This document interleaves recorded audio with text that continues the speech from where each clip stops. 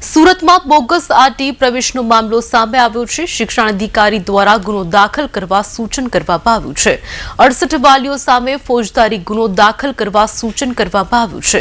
ગુજરાતમાં પ્રથમ વખત ડીઈઓ દ્વારા કાર્યવાહી હાથ ધરવામાં આવી છે। ઘટનાને લઈને ડીઈઓનું નિવેદન સામે આવ્યું છે। આદર્શ પબ્લિક સ્કૂલ ગોડાદરામાં અભ્યાસ કરતી વિદ્યાર્થીનીએ ઘરે આપઘાત કર્યો છે। એ સંદર્ભે તારીખ 21ના રોજ જિલ્લા શિક્ષણ અધિકારી કચેરીના વર્ગ 2 અને વર્ગ 3ના અધિકારીઓની તપાસ ટીમ બનાવવામાં આવી છે। એમણે સંચાલકના, આચાર્યના, શિક્ષકોના અને વિદ્યાર્થીની સાથે ભણતા અન્ય વિદ્યાર્થીઓના નિવેદનો લીધા છે।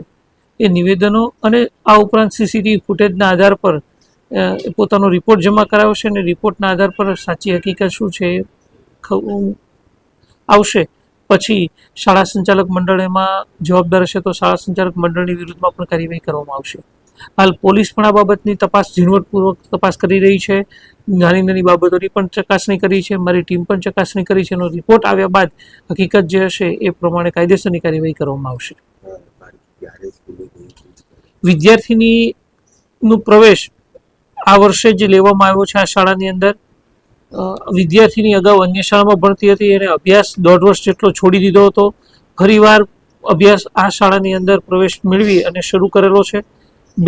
આ વિદ્યાર્થીની સાથેની બેન પણ ભણતી હતી આ શાળાની અંદર। બંનેની ફી બાકી હતી એ હકીકત છે, પરંતુ વિદ્યાર્થીની 11 તારીખ પછી સતત ગેરહાજર જોવા મળે છે એવું પણ પ્રાથમિક તપાસમાં જાણવા મળ્યું છે, પરંતુ હકીકતલક્ષી અહેવાલ આવ્યા બાદ જ આ બાબતની વધારે પુષ્ટિ કરી શકાય તેમ છે।